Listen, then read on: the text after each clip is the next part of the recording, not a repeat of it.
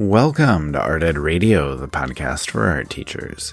This show is produced by the Art of Education University, and I'm your host, Tim Bogatz.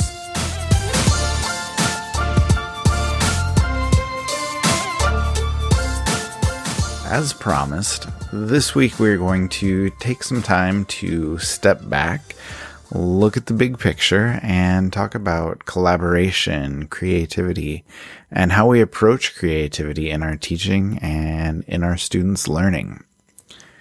My guest today is Jason Blair. You may have heard him last month on Nick Hahn's Everyday Art Room podcast. And when I listened to that interview, I was intrigued. Jason had so many great things to say, and I felt like there was a lot still there. Like there was even more to talk about. So I invited him here today to share some of his ideas on Art Ed Radio. And like I said, there's a lot to discuss. So I want to get to this interview fairly quickly. But before we do, I want to talk to you about all of the great things we have going on at the moment on the AOEU website. The Return to Learn page in particular has resources for everyone as we're still trying to figure out how this school year is going to go and figure out exactly what our teaching is going to look like. But on that Return to Learn page, no matter what teaching model you're in right now, we have resources, articles, podcasts, and everything else you need for help and for support this fall. So take a look at everything that's on the AOEU website. Check out the Return to Learn page, and we will link to that in the show notes as well. All right, it is time to bring on Jason and begin the interview. Here he is.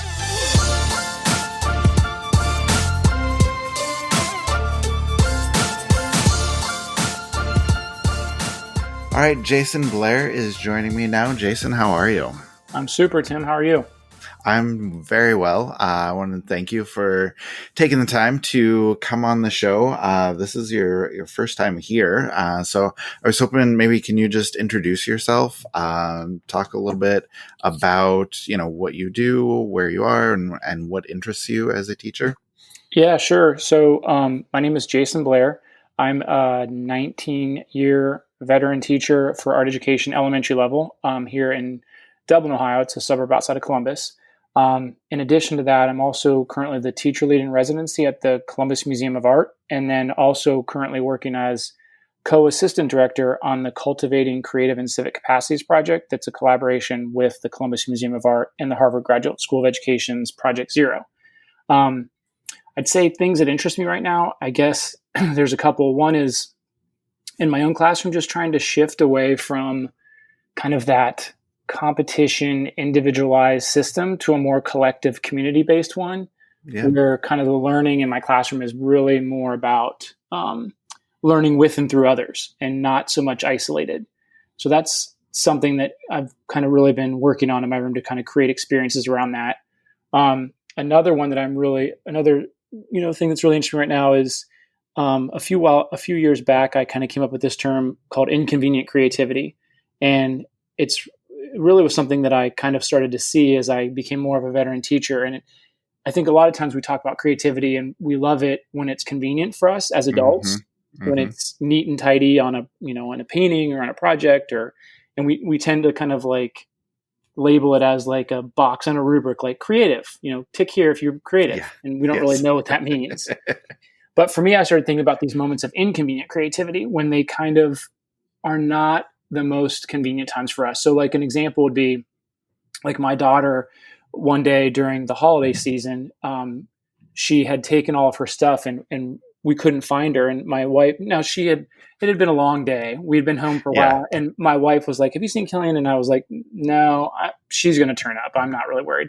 And so about 15 minutes later, I was walking by the front window and I looked and I said, I found Killian. She's in the front planter. And she's laying down in a robe she has a picture frames of us out there, and she has a basket with her duck, and she's got a spring outfit because she's going to be out there for a while. And so she finally came in and I said, Killian, what are you doing? And she said, well, at school, we were doing something for helping people that are less fortunate. It was during the holiday season. And one of the things we talked about was kind of raising awareness about being homeless. And she said, I didn't know what that meant or felt like. So I wanted to try it. Oh, wow. So Yeah. in that moment, it was like, that's an inconvenient creativity. Like, it wasn't convenient for me that she was taking all this stuff outside and that she was, had her frames and everything else. Right. But I realized in that moment that she was trying to embody this experience. And so it started to make me take a step back and realize that we have a lot of moments in our lives where we can either uplift and celebrate our kids' creativity, or we can diminish it and extinguish it. And I think we don't too often think about those little sort of micro moments of inconvenient creativity that actually have a profound effect on that child moving forward. So that's another thing that I'm really in tune to now, is how do I make space in my room for inconvenient creativity? Oh, yeah. And then the last part is just, kind of this research project about cultivating creative and civic capacities. It's been a fascinating journey, and it's something I'm really kind of focused on this year. Yeah, that's really cool. And that's actually what I wanted to ask you about first. I want to talk about creativity too, but first, let's talk about that. It's Project Zero with Harvard Columbus Museum of Art. Did I get that right? Yes. First of all. Yep. And then, can you just, I guess, talk about that project, kind of its goals and the types of things that you're trying to accomplish, both for students and for teachers? Yeah, sure. So it's a 3-year research project, and it's been spearheaded by the Columbus Museum of Art. And it's, as I said earlier, it's titled Cultivating Creative and Civic Capacities. And so we're working closely with 2 researchers from Project Zero, and then a bunch of area teachers from different disciplines and different age ranges. And it's under the kind of leadership of Jen Leahy from the museum. And then there's also another co-director who's also a teacher, Brittany Reisner, who's an amazing teacher as well. And so the goal of this is, thinking about how do we cultivate civic and creative capacities in both ourselves and our students. But it's kind of like looking at, what does that mean? The civic spaces don't always have to mean like raising awareness about this or raising money for that or doing fundraisers. But the civic could just be in how we interact with each other and how we have this sense of community in our classrooms, and how these moments of, kind of disagreement or lack of perspective taking can actually be the seeds for really rich conversations to kind of dig deeper on. And so the goal is not just to help teachers and students create these conditions, but also eventually to develop some tools that might sort of help these conditions be more readily available to anybody. And so, like, if we're thinking about what we're trying to accomplish with it, it's kind of, it's a work in progress right now, but one of the things is trying to help kids become problem finders. So kind of shifting away from problem solvers to problem finders. And that's where that kind of creative mindset comes in, is that artist lens that kind of slows down and notices the world around them. That's kind of where the problem finding comes in. And then also having these kids and teachers like possess a bold imagination, providing open-ended learning opportunities and kind of pushing back a little bit on the backwards by design idea, and kind of having experiences where the end product is not really predetermined. It's kind of unfolding and it's kind of more emergent. And then the other piece of it would be to, promote social action. So getting kids to take some sort of action. And again, it doesn't necessarily, we're trying to get away from it. Doesn't have to only mean, traditional means we think about that as far as raising awareness or protesting or things like that. It's much more about social action of, how do I create a sense of community? How do I understand somebody else's perspective? How do I exercise empathy? How do I look at the world through somebody else's eyes?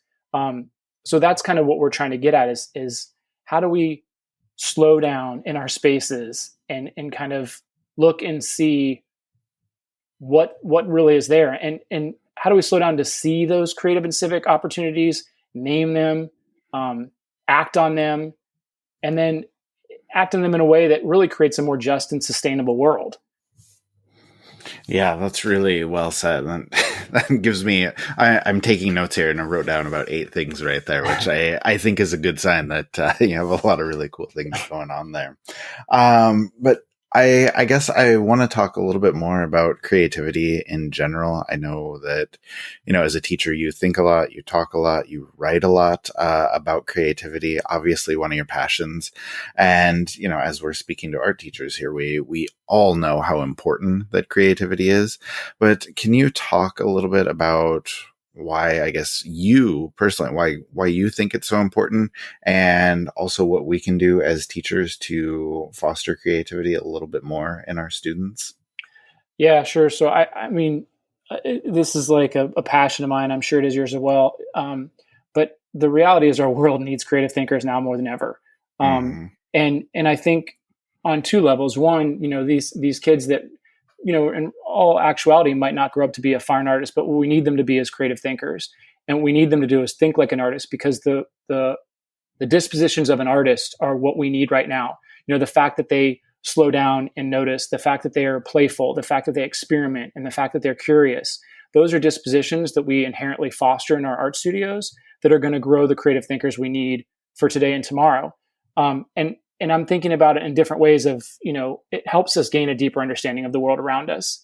And yet still, we're seeing right now too, people making cuts to the arts, and they're being Mm-hmm. marginalized in a lot of different ways.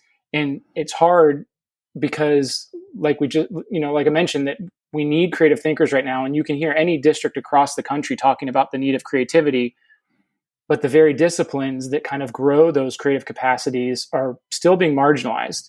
And I think, we as art teachers have the power to kind of stand up and show the amazing thinking that's going on in our spaces and articulate that to people and say, these are the kind of thinking dispositions we need in our world, and this is the space we're going to start to develop them.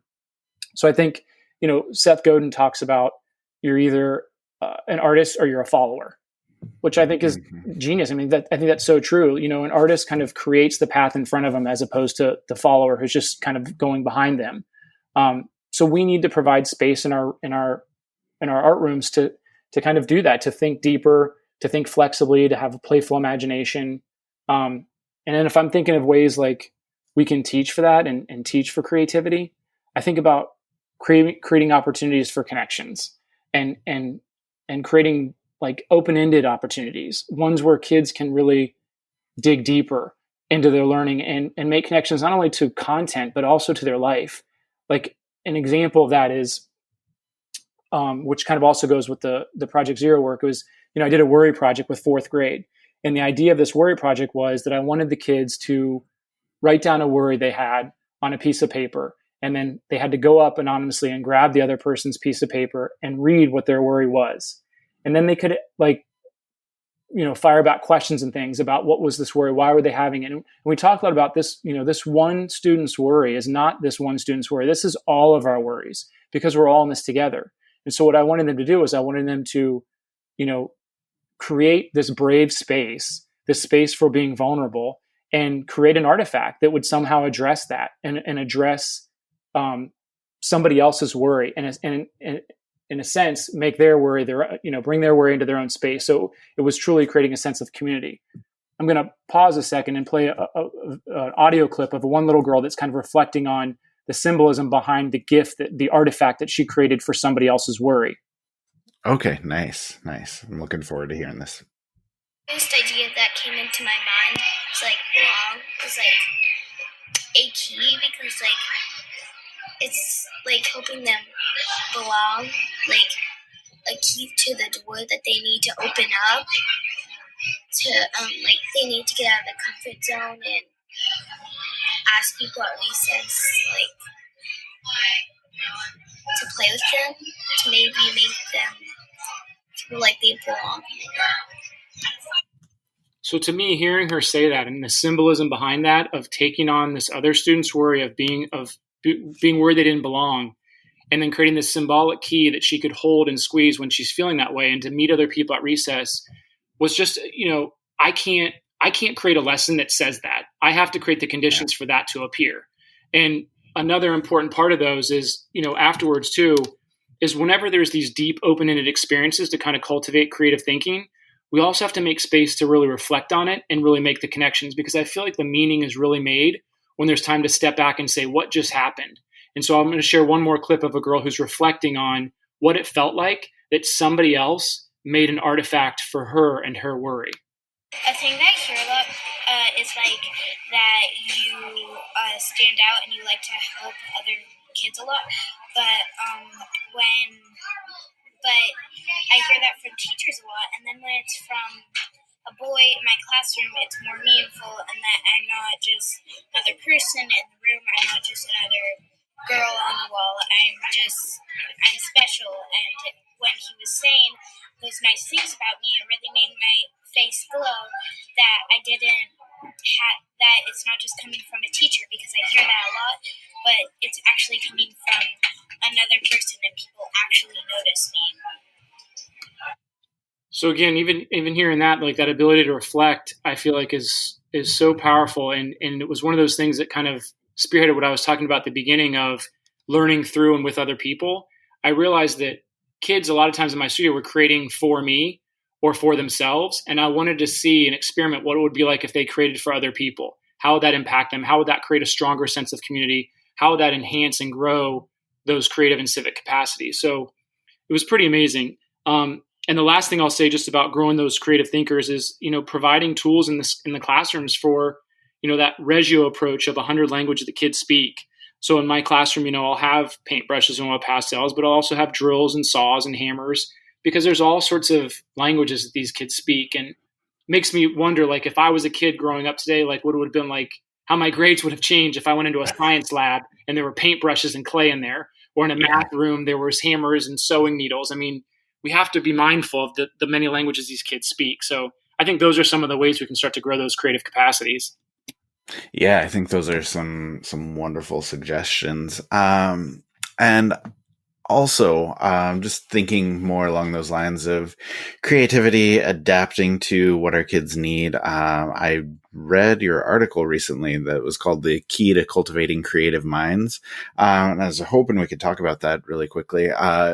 One point in there that you make is that our current teaching situation, while not ideal, obviously, it can actually be kind of beneficial in nurturing creativity. So can you explain why you think that's possible, and maybe talk about how we can approach that idea?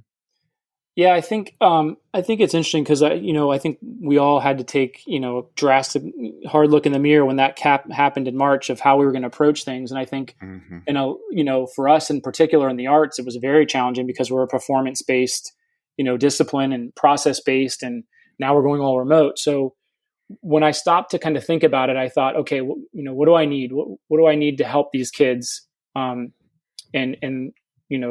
letting their creativity shine. And I thought of that idea of going back to the dispositions.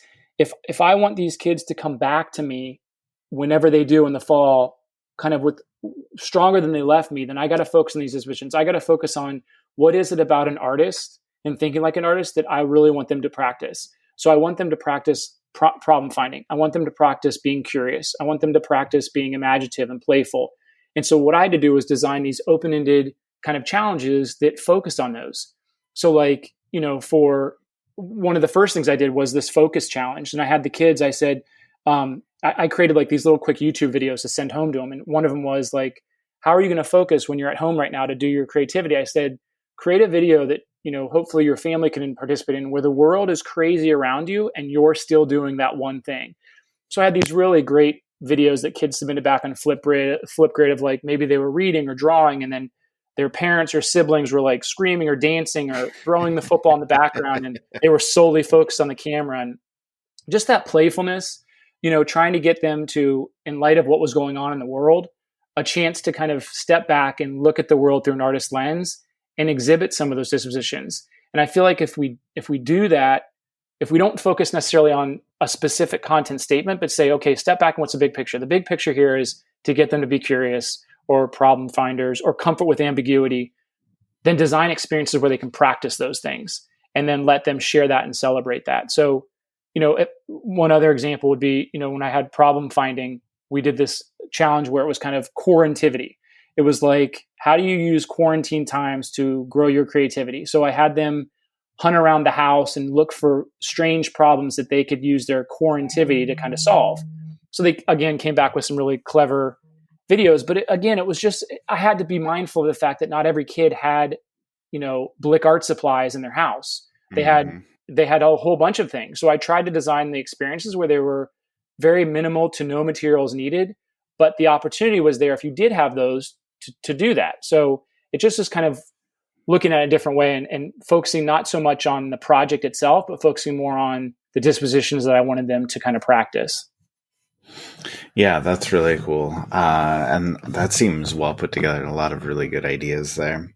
And then just one last question for you, and just to kind of dive in a little bit deeper, and kind of put a bow on everything, I guess. I've seen you write a lot about the importance of taking a personalized approach to learning.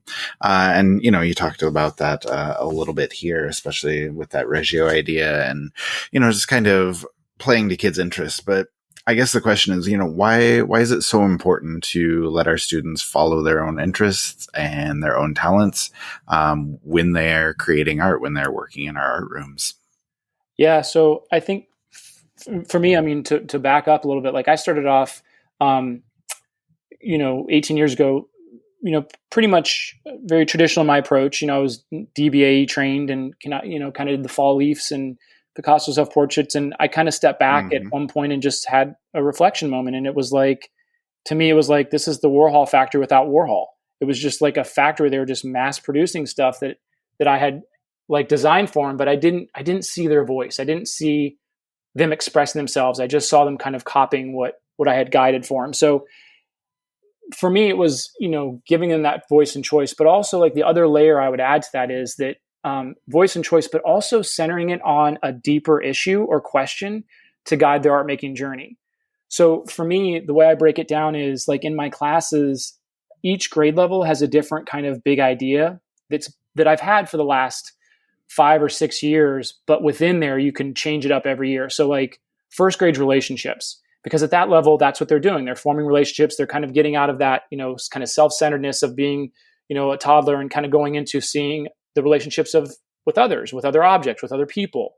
And then in second grade, it kind of is all about community. Okay, now we have this relationship foundation. Now, what is it like to be in a community? What do we value? How do we move forward as a community? And then going on from that, communication in third grade. How do we start communicating these ideas?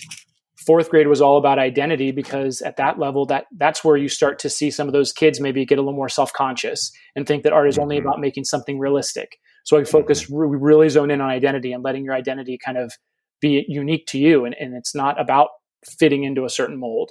And then in fifth grade, ending it as leadership is the big idea.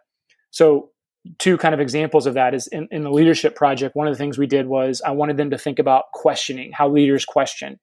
So I used the Right Question Institute's provocative statement. And the idea is that you kind of put a provocative statement out there that's going to elicit a strong response. So my statement for them for that project was fifth graders have nothing important to say. Now that generated a lot of conversation and a lot of interest. Yeah. And my goal there was to have the kids create from a place of passion and curiosity, not from compliance and conformity.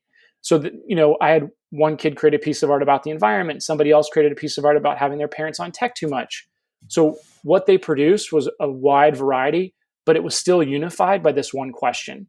So I feel like it's not just a free for all. There's a seed I'm sprinkling in that they will amaze you if you just provide that seed. And then for communication, the other one we looked into, okay, communicating, what are we going to communicate about that's of relevance to you? So we designed this unfair museum. So the students had to come up with something that they thought was unfair to them. And they had to create this sort of persuasive piece of art of why this was unfair. And so some kids worked together with other kids that they found some kind of commonalities, and other kids worked by themselves. And we used the design process. We went through like 3 stages. We went through inspiration. Like, what do you think is unfair to you? What do you think is unfair to others? What do you think is unfair to the world? Then we transitioned into the ideation phase, which was, how are we going to make this unfair idea that you have visible? In what ways? Is it going to be 3D? Is it going to be 2D? What materials? What tools? What's going to help tell your story? And then the last phase of implementation is actually taking the time to build it and iterate on it. And one of the things that we'll do in that working phase is in the middle of the project, I might just pause them all together and I'll say, all right, we're going to imagine if it. And so the idea behind that is that, an artist will present their idea in the middle of it and say, here's what I'm thinking. And then we kind of imagine if it. And the idea is that the kids would then kind of pepper that artist with, imagine if you added this, or imagine if you changed that. Imagine if this was on there and that was not. And the idea is that it's just kind of providing other seeds that artists, they don't have to take anything that the kids say. Like, it's not about like making somebody feel bad they didn't include those things. It's just about widening their view of that potential project that maybe they didn't see. And so the idea is that, like, look, we're strong by ourselves, but the smartest person in the room is the room itself. So let's kind of harness that ability to kind of help us with our projects. Those are a couple of the ways that I think that providing those deeper issues and those deeper questions, in addition to voice and choice, can really help them find a way to not only to find their voice, but use it with purpose and intent. And it lets the art amplify it to a level that we might not have seen if we were tightly controlling it. Does that make sense?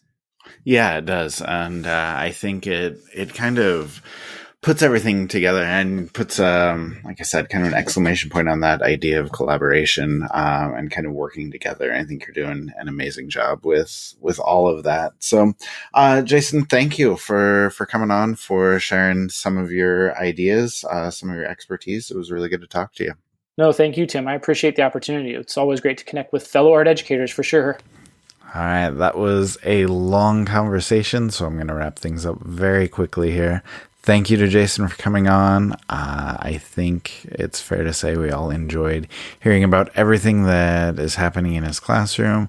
And more importantly, we enjoyed hearing about all of his ideas on what we can and what we should be doing in our classrooms to foster more creativity. I know he's given me a lot to think about, and I hope he has done the same for you.